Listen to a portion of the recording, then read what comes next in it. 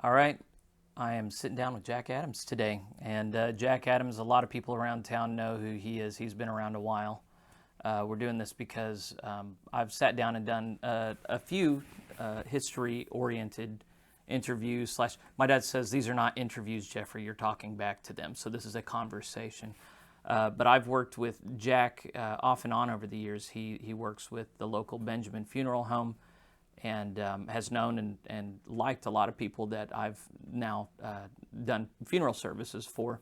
Jack has always been a very positive and encouraging presence in the midst of what can be very stressful and trying times. So when Russell Hannigan came to me at Hillside Church, I just ran into him and he said, we've got some great history in this town, and you've sat down with Jim Patton and the Lincoln School crew, and I think you'd do a good job sitting down with Jack Adams and getting some of his history. And I said, well, what history should we cover? He said, everything. Jack is just an interesting guy. I have a lot that I would like to know about him. So Russ is here sitting in the back. We couldn't fit him and all our gear right up here in the front, but he may or may not chime in with any. I know he has some things that he in particular is interested in covering with Mr. Adams. So we're just going to dive into it. I honestly don't know much about Mr. Adams. I know I like him. I know the Hillside Church is blessed to have you. And Russ, it's just such a scandal in this town that all these firm believers are all spread out. But, we believe that we'll be together for eternity when that matters. But here and now, we have a lot of people to get to know and be encouraged by and learn from. And I think Mr. Adams is one of them. So thank you for coming and sitting down with me today. Well, thank you for having me here. So I had no agenda other than to just prod and pry at you a little bit and see. I've known enough men from your generation to know that bragging is not only unnatural but uncomfortable. So I didn't imagine that we'd get big, long stories of grandeur. Although if you do have some, I would love to hear some. But how about we just start with where you were born and raised? I was born in Blackwell, Oklahoma, and in 1928, which makes me 94 right now. Oh, wow. And grew up on a farm at near Pawnee and Morrison, Oklahoma. Went to rural school at a little community called Leela, and then into high school in Pawnee. Got in on the very end of World War II, and when I joined, and they sent me home from boot camp to a recruiting office, and about all I did while I was in the service was in recruiting. So I had it pretty easy. Never got out of the United States, in fact. Well, you're covering a lot of years real quick. So you were a farm boy. Absolutely. Country boy. Country not boy. A city boy. No. What kind of farm did you grow up on? We had wheat, and we had some cattle. And of course, like everybody else, we milked several cows because we were a family that just kept growing. Yeah. In fact, how many siblings? There are 9 of us. Oh, I was my. the oldest, and the youngest was 17 years younger than me. And most of us were in the service at one time or another. Since then, 2 of my siblings have passed away, so there's still 7 of us around. Yeah. What kind of parents did you have? I had parents that were hardworking, and my dad was well educated. He had gone to Stillwater to school because he grew up in the Morrison area there. When he got through high school, he went down there and picked him up some college, and worked in the oil fields a little while, and married and started having children, and they were able to purchase a farm and on some good farm land, and spent their adult lives raising a family and farming Dad was a good farmer. He used good machinery. And after I returned from the service, I went down to Stillwater for a couple of years and then decided I wanted to do something else other than what I entered school for, and Which was? which was go into the funeral business. Well, what did you enter school for? Well, I was in school for geology, Okay. you know, rocks and whatever. And then you just went to people instead. Absolutely. Yeah. Yeah. Wife finished putting me through school. She worked. Your wife. So where did you meet her? Well, I met her through a cousin of mine when we were like kids in Sunday school, and she lived in Pawnee, so I'd known her ever since, forever. Were y'all married before or after you went into the service? Afterwards. Okay. Had a child soon after, and Tell me your wife's name. my wife's name was Joanne. Okay. Joanne Adams. Joanne Adams. She was a fine lady, Yeah?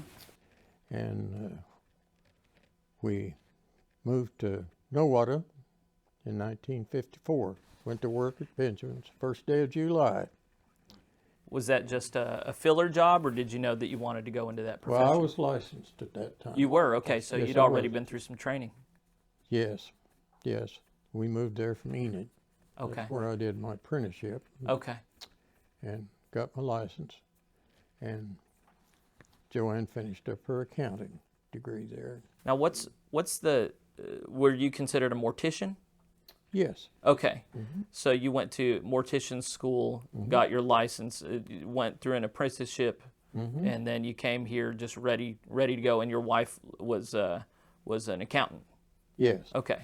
But she didn't work until later on when the kids started school, and the oldest was large enough to go to school and her be home when he came home, and we just worked. She worked over to school for a number of years, As an accountant. and she worked as a secretary over there for the principal. Okay. And then she went to work at the bank, down at the First National Bank, and worked there for years.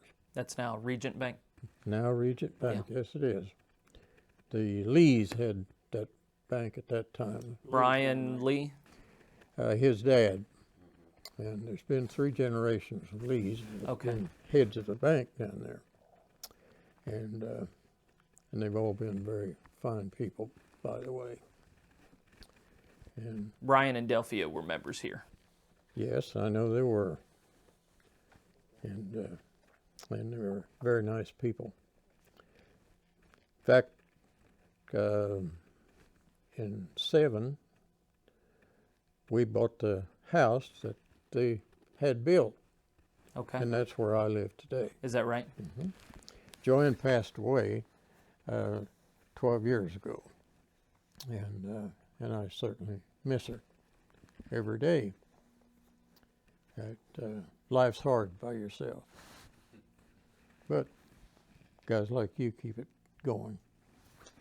Well, my wife sometimes forgets that I had a life before her. She thinks I can't really take care of myself in the kitchen, and the house would just fall apart without her taking care. So I remind her sometimes, I knew how to take care of myself before you came along, and I love you taking care of me, but things are not going to fall apart without you. So it's but no part of me wants to go back to being single if I can help it. There's peace and quiet, and you can do things at your own pace. I mean, there's benefits and blessings for every stage of life, but it sure is a blessing to have a good woman at your side, isn't it?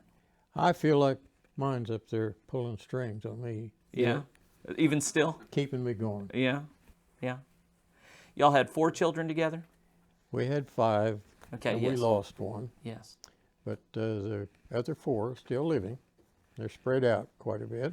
And you had one before you moved here, and then the others Absolutely, after? he was 5 years old Okay. when that summer that we moved here and started to school in in September,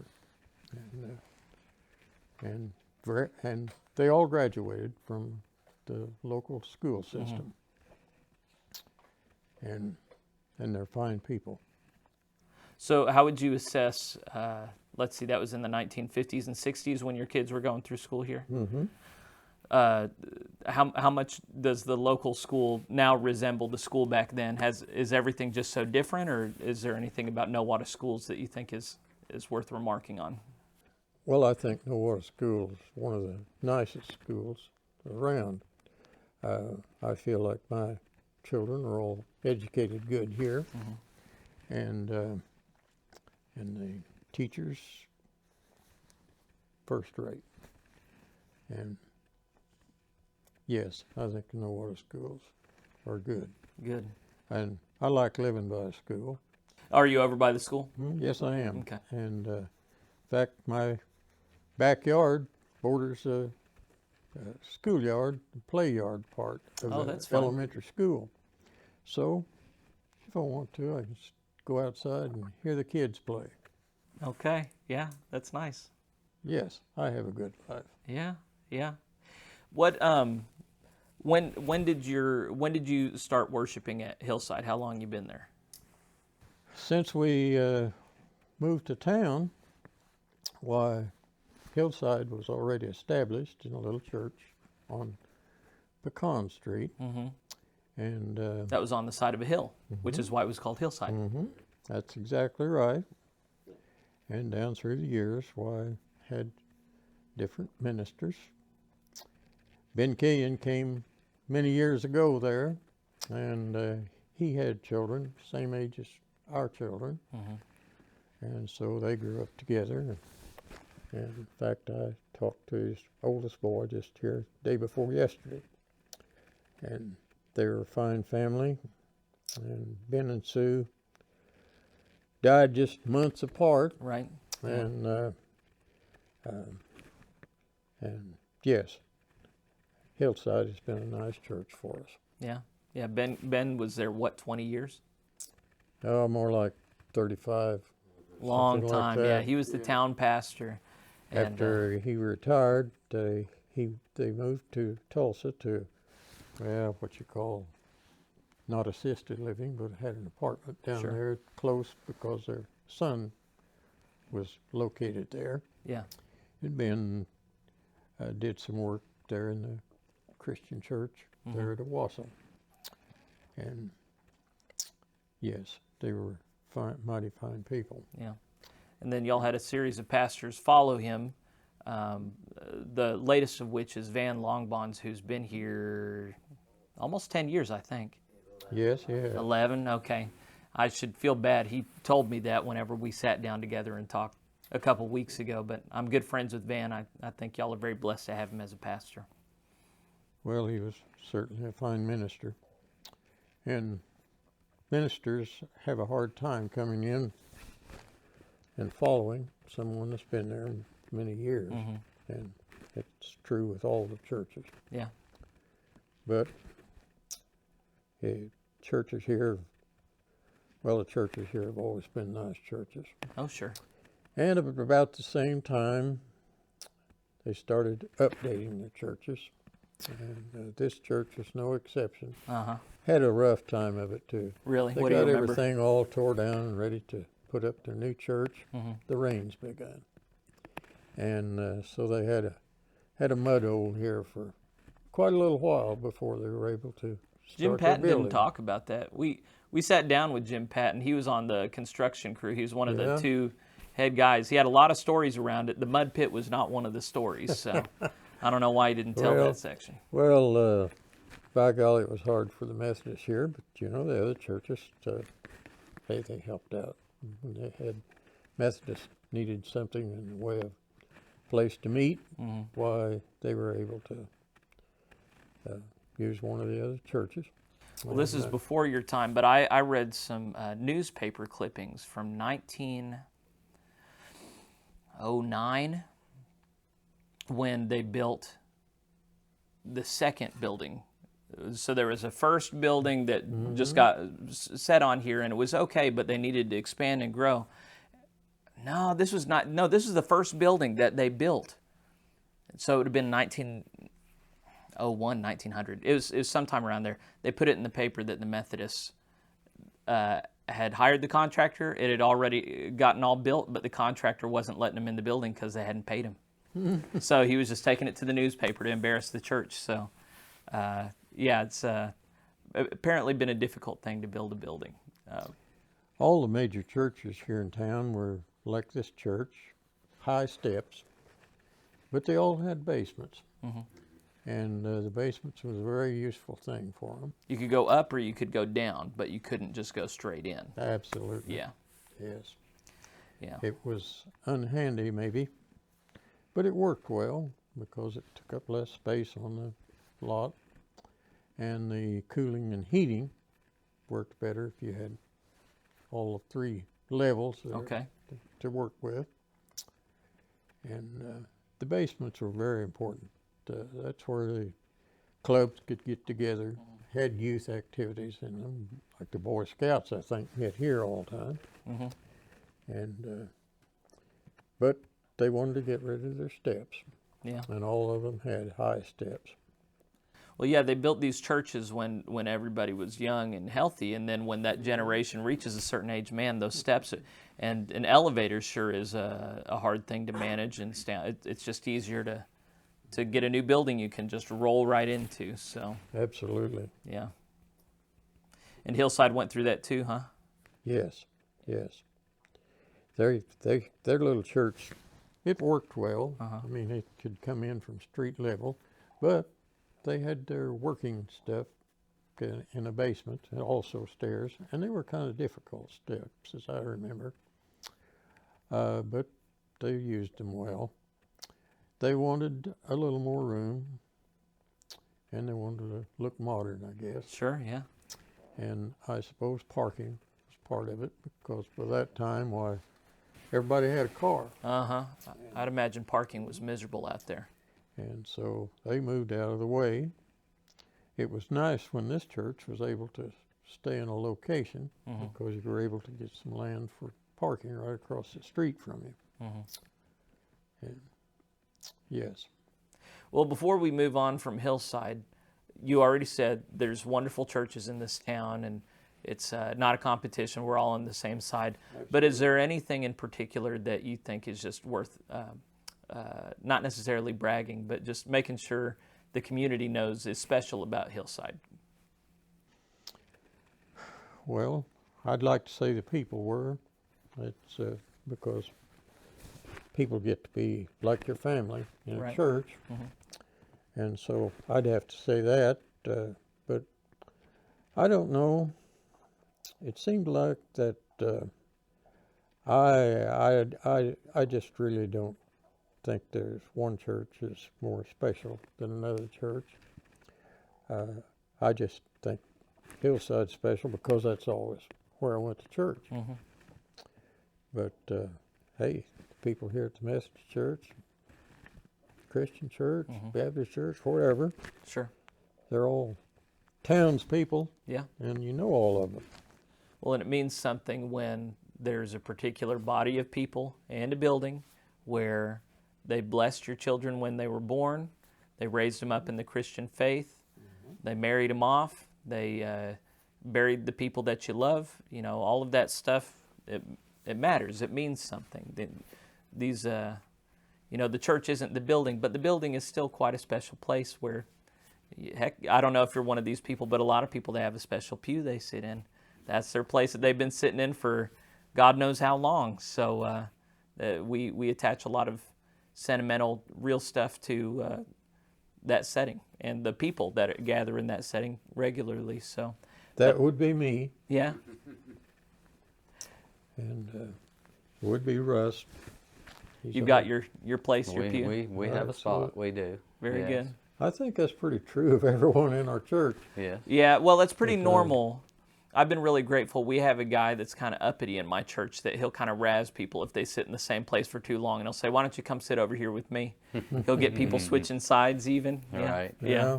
So, yeah, it's quite a thing to have somebody taking that mission on, you know, because, of course, the pastor wants people to not get too married to one particular spot. You almost get the sense sometimes that someone can't even experience something holy if they're not sitting in their spot. The Holy Spirit's not over there; it's right here. I got my spot.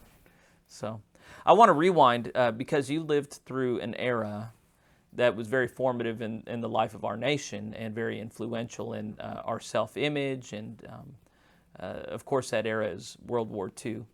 You'd be considered part of the greatest generation. You're not a baby boomer. You're the generation before that gave birth to the baby boomers and fought the fight that made the peace that they got to enjoy, and, of course, later generations as well. And as you made clear, you didn't see combat during World War II. However, you were part of the armed services, and you got a view not just in small town America of what was going on, but you said you were in Tulsa, is that right?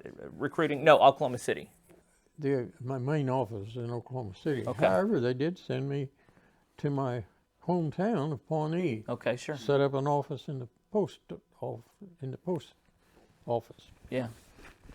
And So what's to be said about America in the late 30s and early 40s when the whole nation was mobilized against this global threat? And as I hear people talk about it, it feels like, to me, of course I wasn't around back then, but the sense I get is that there was a great sense of unity and a purpose, that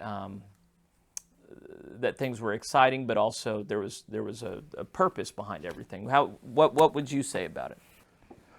I would say that the war did everything for progress as far as manufacturing and whatever, got that started. The biggest thing that I think the war did was help the women of the world. They had to work hard. They had to take up the place of men that had to leave. Mm-hmm. That's when the world found out that maybe women could handle whatever a man could handle and more. Mm-hmm. And that's what I think that brought out of it, the good part out of it. The bad, of course, was you had to hear about Joe over here, a farm or two from you, that understand he was missing, and that kind of stuff, because I was too young to be in on any of the fighting of it, but I do remember the rest of it, and it was bad. But people worked hard, and anything they could do that they felt was helping the war effort, well, they did. I don't know. It was just a bad thing, but I do remember everyone had to get up and go to, can I help? Now, Which you did. Excuse me, during that time there was rationing of items. Yes. Food, tires sugar, weren't available, gasoline. gas, those kind of things were rationed out. And, of course, automobiles, what you had, they never made any during the war. So what you had to start with was what you had during the war. Mm. And they were broke down mostly, but everyone could carry the tools around and fix his car when it broke down, fix the flats. And it was hard life, but it still was a good life because kept families together good. Growing up on a farm, the things I imagine were that you probably didn't have electricity or indoor plumbing as a young man, did you? No, we didn't have. In fact, we didn't have electricity until I think I was probably maybe a junior in high school. Okay. When we got rural electricity out there. It was a big thing. Sure, yeah. Of course, the house was ready for it because everybody had wired, whatever. And we had running water on our farm early on because we had a windmill and a tank that had water in it. So, but yes, we did have outside facilities for yeah. quite a while. Yeah. And then, of course, no heating and air conditioning. No internet. No internet. Did you have a radio? Had a radio. Okay. But hey, there wasn't much on the radios except the news, of Yeah. course, is about all that was on. And guys, back then was boxing was about all Really? that was broadcast or anything. I don't remember anything else being broadcast. Maybe some baseball games or Okay. something. Sports, okay. But there just wasn't much in the way of communication. In fact, my folks never had a phone on the farm. Yeah, okay, that was All something I that forgot to time. ask about. And I don't know why, particularly because of, well, there was an old rural line that was near us there. But we never hooked onto it. Got electricity, but not a phone. Absolutely. Interesting. Okay. Well, to each his own. And, They were too busy working to be sitting and talking. You're absolutely right. Mom got up early and went to bed late. What's to be said about, I mean, the impression I get was that a lot of people were that way, that they worked and worked. Do you feel like you were instilled with a good work ethic from them? I'm sure that I was. And also, we were instilled with the feeling that if you didn't make some good grades in school, you were in trouble at home. Yeah, I was wondering, So you know, we did keep our grades up. with a hardworking family on a farm, you hear lots of stories about people who grow up in circumstances like that, and then once they graduate 8th grade, the parents say, we need you back on the farm. But it sounds like your parents really prioritized education more than maybe some. Well, I feel like they did. Mm-hmm. And yes, in fact, in grade school, I can remember 3 or 4 guys that were actually grown, but they were in school because they either had their dad pass away or, hey, leave or whatever. And they'd had to kind of pick up the slack, take care of things, maybe lay out of school for a year or 2. Mm-hmm. And when things got better, try to come back and pick up a little education. Yeah. There were a lot of people that couldn't read or write. In fact, when I came to Nowata to go to work, I was surprised at the amount of people here that weren't able to read or write. And those kind of circumstances is what caused it. Yeah. In fact, Mr. Benjamin had me to go to the bank as soon as it opened of a morning and get a certain amount of cash because we had old timers that had a little check at the start of the month or whatever. And the banks would rather us do the bookkeeping and the work than they would rather do. So they made a little charge, like maybe 10 cents or whatever, to cash a check. So we cashed checks for people there. Interesting. And At the funeral home. Was At that a the normal funeral. thing for funeral homes to do? it's a normal thing for more than just funeral homes around there. I expect there's other merchants in town Oh, that okay. also did that. Because, Nowadays, it's really just banks that do that, right? Yeah. Okay. but they would come in and they usually had a barrel association or something to pay on, like 50 cents, and come in and pay their barrel association, get their check cashed. A Go barrel out with barrel association? Mhm. What's that? At that time, about all funeral homes had a what they called a barrel association.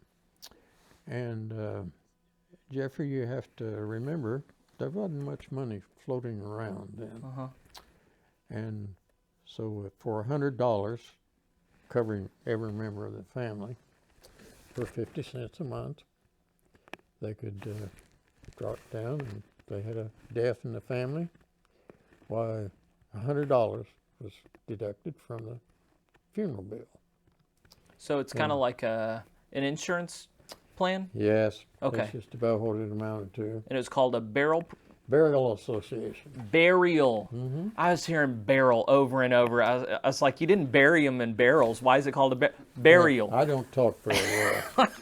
I don't listen very well. Oh, I'm so glad it was a burial association. That makes so much more sense to me. Okay, very good.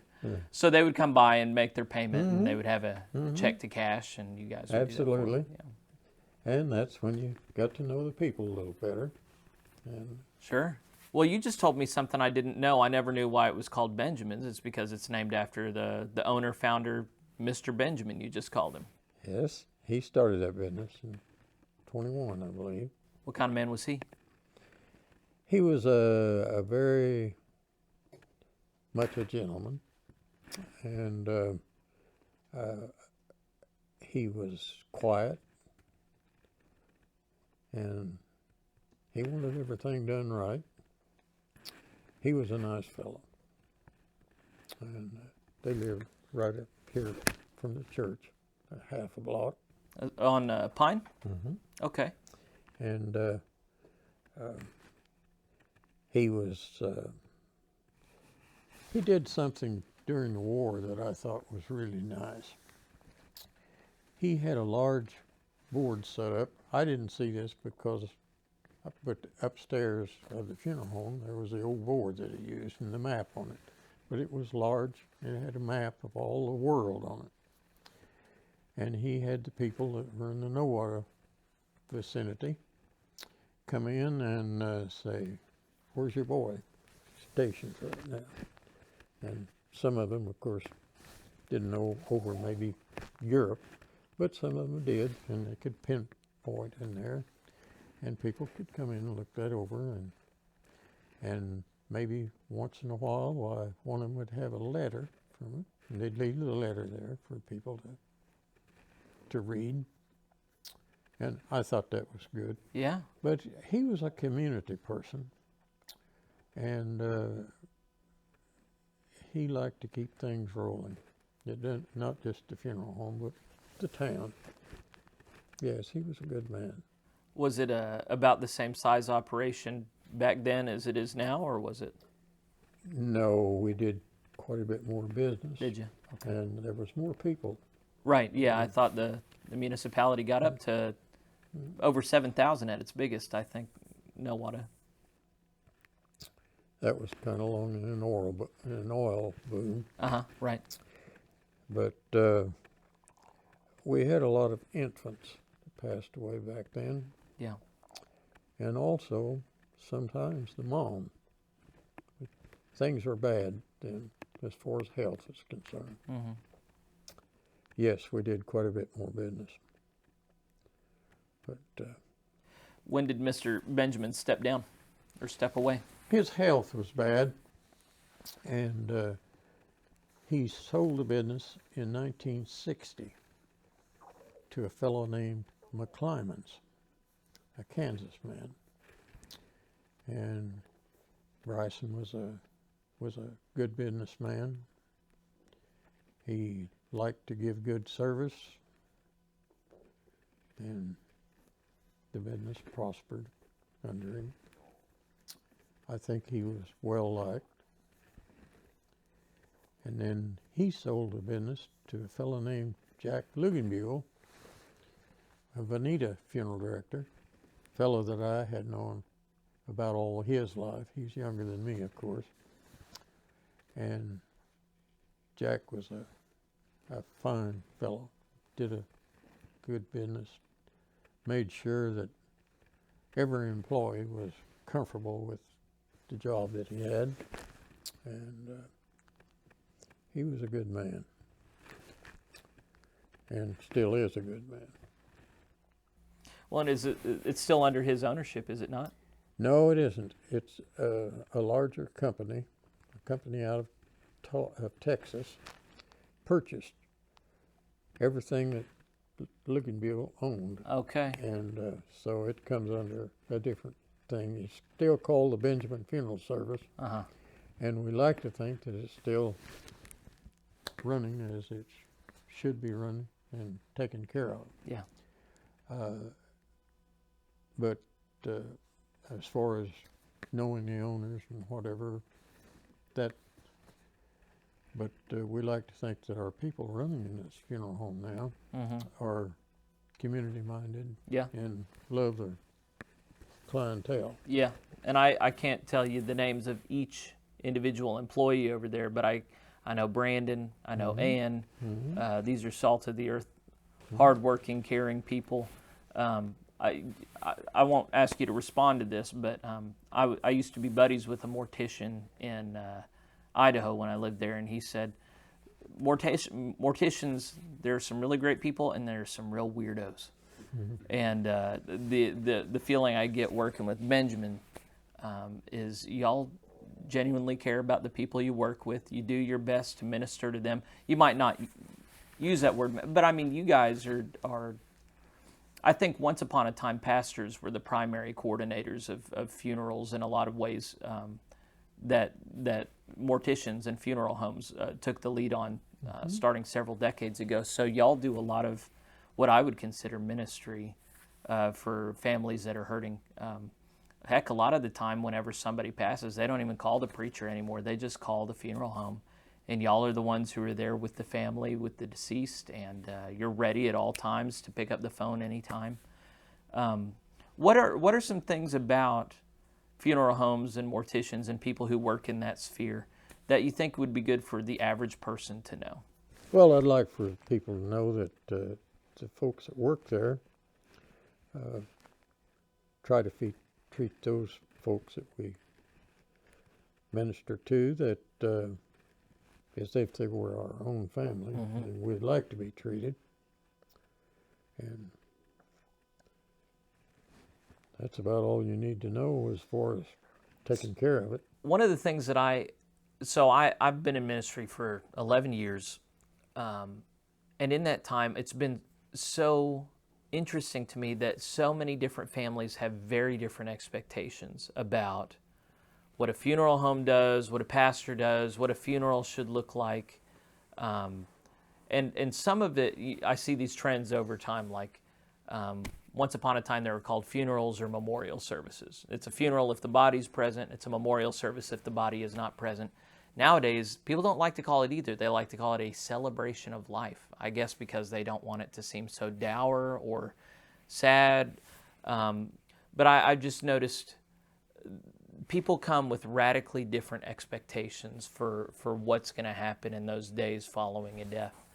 Do you feel like people have always been that way? I mean, you've been in this business since the 50s, or do you feel like things have really spread out so far as cultural expectations around death? Things have changed a lot, but I think all along that you have some people that take death as something that happens, and we take care of things and bury them. And then I have feeling that other people feel like that this is something that they really need to get down low with and kind of figure this is the way in to the hereafter. And every family is different. Some families, it really takes a toll, and other families take it as things happen. Yeah, part of life. Yeah. Yes. And so we try to react accordingly with whatever the family feels at that particular time. We don't ever joke around or anything like that with the family.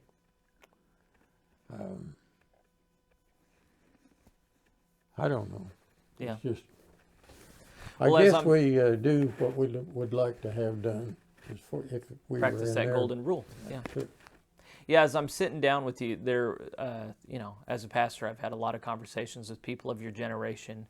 The vast majority of them, in some way, are disappointed or jaded about cultural trends and changes. I'm not getting any hint of that from you. You seem to be really affirming and accepting of what has been. The sense I get from you is there's no point being upset about anything. People are still people, and our town is worth loving, and the people we encounter are worth loving, and you have a real patience with people that I think a lot of people don't have, including me. I'm kind of an old curmudgeon that just doesn't look so old yet. But I look back on trends in American civic life and wonder if we've lost some strength and resilience that once upon a time we had, especially in the face of death. It seems to me that, in the 1940s and 50s, it was all around. As you said, infant and maternal mortality rates were much higher. Men dying in the service, it was a normal thing during World War II. And nowadays, it seems to me that we really do our best to hide death and suffering. We have places where we put people who are suffering, and then we have ways of handling them so that people don't really have to think about death if they don't want to. Which is why it can be so traumatizing when finally someone close to you does die and you can't run from it anymore, and you just have to deal with it. And in that event, your faith really matters quite a bit. What do you believe? And in particular, I was talking with TJ yesterday. We were talking just a little bit about sitting down with you, and I talked about my belief in the bodily resurrection. For a bit. And I don't talk about that as often from the pulpit as I should, but I don't think Hillside is a creedal church, but one of the earliest creeds of Christians was the Apostles' Creed, and it said, I believe in the resurrection of the body. That's in the last third of it. And scripturally, many Christians have been very sure that at the last day when Christ returns, all the people who've ever lived and died will be raised imperishable and new heavenly bodies, and we'll all be judged before the judgment seat of Christ. And a piece of nerdy history, I don't know if you know this, this is in the early Roman Empire. Poor people generally were not buried because it cost money. You would join these funerary cults or societies that would bury you if you were rich enough or of high enough status. Majority of people were just burned, cremated when they died. That was a peasant's death, and they believed that the soul and the body were just disconnected, and you could just do away with the body. When Christians came on the scene, we buried all of our people. We showed respect and love and care for the bodies of any who lived and died in Christ. And even the poorest in the church were no longer cremated. They were given a burial at the expense of the church most often. And so there was this turning away from the culture that saw the body as nothing whenever a person died, and to say, no, this body was fearfully and wonderfully made in the womb of their mother by God, and in death even, we know these bodies will be resurrected, and so we treat these bodies well. And so Christians used to use funerals as a time to really talk about the bodily resurrection and everybody being raised up on the last day. And of course, nothing stays the same ever, but it does seem to me that even nowadays around funerals, a lot of people don't seem to have much clarity about what Christians believe about the bodily resurrection. And so as a pastor, sometimes I want to preach on it, but I realize a lot of people come at it with their own beliefs already, and I'm more liable to offend than anything if I talk about historic beliefs around resurrection. But of course, people don't turn to the funeral home for hope in the hereafter or anything, but do you find yourself sometimes preaching to people and giving them hope? I like to think that any time I visit with a family that I give them a little hope, but I don't know the right words to say like you do. I don't know that I know that I have words to say. I don't know that they're the right words. So I've rubbed some people right. I've rubbed some people wrong. But I know I don't have the demeanor that you do. You have a very, caring demeanor, I guess, is what I would. Does it seem that way to you, Russ? Yes. Yeah. I think at the point when I don't care anymore, in other words, where it doesn't worry me a little about how things are going to go the next day on a funeral, I think that's the time for me to not do it anymore. Well, you're 94. I don't know that you're going to get there. Most people get out before 94. So that Well, says something pretty incredible about you, doesn't it? the folks that have this service up here now, they're nice enough to let me work a little. And that's when I see my people. And keeps me going. And I would hesitate to say that I enjoy my work. Work still work, and, but I do appreciate being able to work. Sure. When I first moved here in 2015, right off the bat, there were 5, 6, 7, maybe 8 people, longtime members of the church here, died. Yes. And I had to do funerals for people that I didn't know very well. And so many people approached me and said, "Oh, I just feel so sorry for you. This must be so hard for you." And I actually said, "I think this is lovely. You know, here I get to serve the community right off the bat in a very intimate way. I get to learn about these people that built this church that I now serve. And, I'm identifying with you. I would hesitate to say I enjoy it, but it's a very precious and holy thing to care for people in the midst of loss, to honor the memory of those who've gone before us."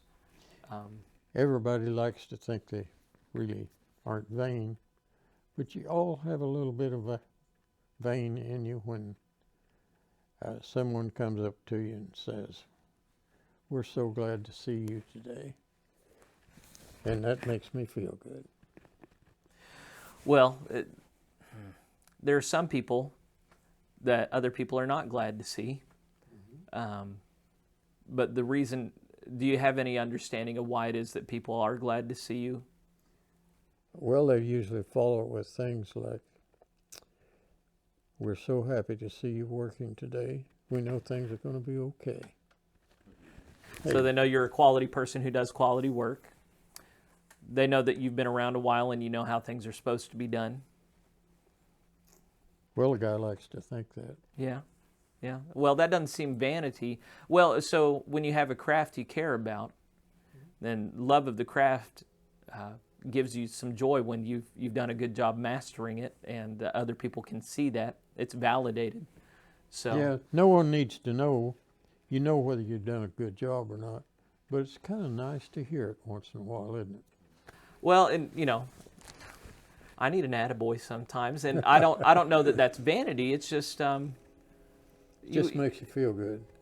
you want to know you're doing a good job. I mean, Yeah. you're not doing this obviously now for a paycheck. You're doing it because you love people, you want to care for people, and so many people go through life bumbling trying to care for people, and they don't know. They might be very awkward or making things worse, and it's just really nice when someone says, "Hey, I see you caring for me and you're doing a good job, and thank you.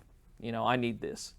So there's, humans, we're not made to be islands. We're social creatures. We're connected to each other, and so to know that I'm affecting somebody the way I want to, it's pretty wonderful.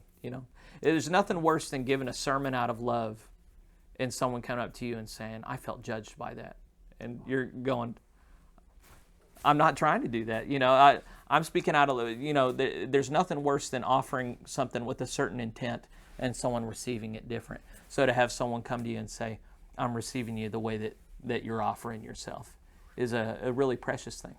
Yes.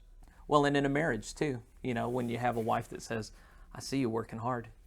I see you doing what you do for our family," even if it's just a glance, that makes all of the work day in, day out worth it, But there's a lot of people that go unappreciated day in and day out, and I'm glad you're not one of them.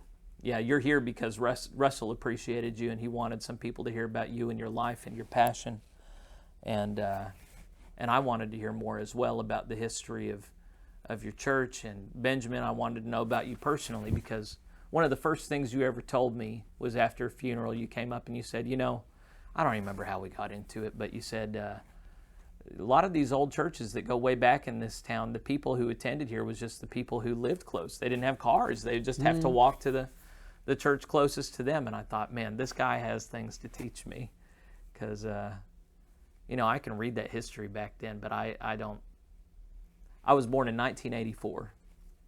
There's a lot about those decades before that I can't understand. Yeah, that's when I had grandchildren. Yeah. Your grandchildren are my age, huh? Uh-huh. They are. My grandfather would have been about your age if he had lived. Both my grandfathers, yeah. Right now, my family is evened up. I have 2 sons and 2 daughters. I have 1 son-in-law, 1 daughter-in-law. I have 8 grandsons and 8 granddaughters, Oh, wow. and 4 great-grandsons and 4 great-granddaughters. Oh, I can't imagine.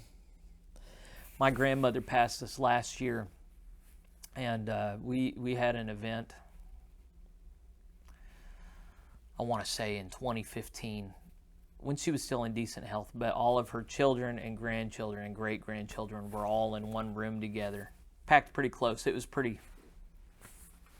there was a smell of a lot of people, and probably about 60 people. And I looked at her and I said, you made all these people. How does that feel? And she looked at me and she said, she was a very humble woman, very small in stature, and she looked at me and she said, pretty good. So it's got to feel pretty good to have created a family tree that now carries on your name and your heritage. There's always been a baby in my family. Yeah? You know, by the time I was old enough to know what was going on, nearly 4 years, why, I had a sister, and then by the time my family stopped having babies, I had one of my own. And then grandchildren come along with that generation of mine, and now great-grandchildren. So there's always been a baby in my family. That's And there's lovely. nothing better than holding one, is there? That was going to be my next question. Yeah. There's some people that once they get past having babies, you hold on to your baby. I'll play with him when he can talk, you know. But you're a baby holder, huh? I am too. I got to hold my baby for about an hour this morning, putting her to sleep. And there's nothing else like it. It's lovely.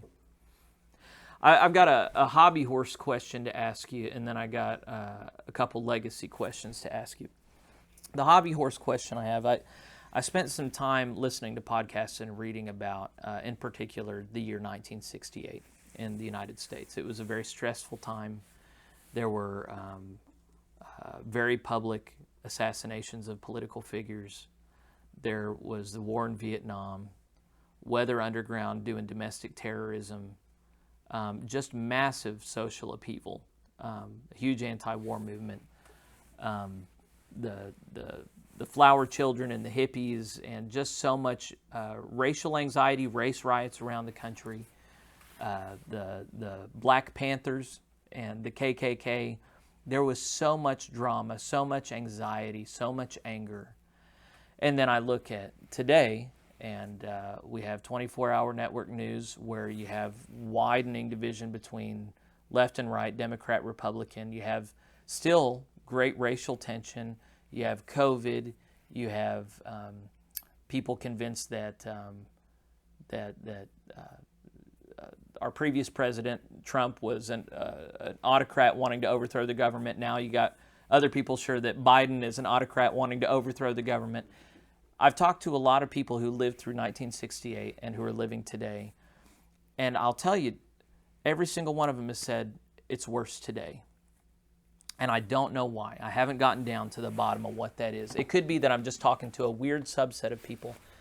And maybe, there's a third position that just says, the world's always been an anxious place where bad things happen. I don't see any point in ranking that might be where you're at. But I just, as one who went through those time periods before I was born and who's watching things now, do you feel like we're living in an exceptional time right now? Yes, I feel like things are at such an unrest right now that everyone, certainly myself, has hesitation on how to vote and what to believe in. And I know that things will turn out to some extent, hopefully better. That's about all I can tell you as far as how I feel on it. You're an optimist. We need people You like have to be if you're going to stick around. Have to have hope. Got to be hungry. Hungry for a good life, a safe life. That's about all that's really necessary. Well, that ties into the legacy questions I wanted to ask you. You know, you have children, grandchildren, great grandchildren. It could be, you know, that they hold on to this. I don't know what kind of stuff, interviews or record keeping they've done with you, but it could be that they hold on to this conversation after you're gone and try and talk about who you were and what made you who you were. And what do you hope your family and closest friends hold on to about you? What kind of legacy do you hope they carry forward, having come from you? Well, I hope they look back on me and say, yeah, he's a pretty good guy. That's about all I really care about. I hope they don't figure that I did any bad to anyone. That, and, hey, I'm just a regular guy. That's all I am. The most exceptional people often say things like that. So Nothing exceptional about me, except I'm older than most people. widely liked and respected. That usually corresponds with something of substance. You stick with the institutions you belong to. You don't get out as soon as somebody does or says something you don't like. I mean, these are odd characteristics nowadays. They used to be normal, but I'm sure there's things that's happened at Benjamin's you haven't liked. You didn't quit and get out. You've still found things to love there. And then I'm sure there's things that's happened over the years at Hillside that you haven't liked, or things that was said you could have easily dropped out and gotten bitter and said, I don't want to. There's been so many people drop out, and you're not a quitter. You're a Well, as far as my church is concerned, I have never been into church politics. yeah. I've stayed off of boards. When they have board meetings, Russ will probably tell you this.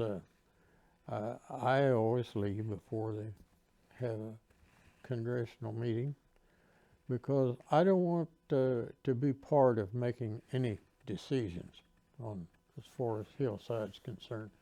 As far as Hillside's concerned, I think everything is on tap. Good. And that, I like to feel like I'm as religious as the next fellow, but I don't want to be anyone making any rules in the church. I hear you. Well, you got to worry about those people who do. Well, Even those preachers, you got to look out for some of us. So it's good. It's good not to. Well, if I could quote scripture at you, in the book of James, it says, "Not many of you should be teachers, because you're going to be judged with greater harshness." There's something to be said for humble people who show up and are not trying to lead; they're just trying to follow faithfully. I kind of feel like the Lord probably put you guys where you ought to be. I sure hope so. And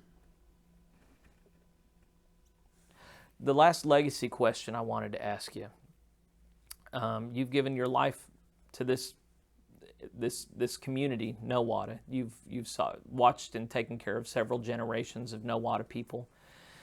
We got a lot of people in this town who don't know those who came before, the shoulders they're standing on, the heritage that we have. Is there any kind of message of encouragement or reminder or hey, you need to keep this alive for those who carry Nowata into the future? well, we've always had leaders here in our Chamber of Commerce, our city, whatever, that were good and fair, whatever, and we still have those here. So I don't know that I would put anyone out there on a pedestal as being the guy that really put her up there. But the merchants that we had around here in the old days, they had a lot of things to do that they don't have to do now.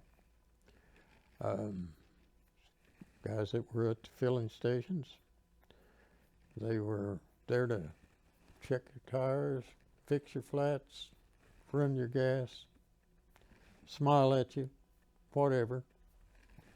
And I think things have gotten maybe too commercially anymore, but it isn't so that we can be person to person like we used to.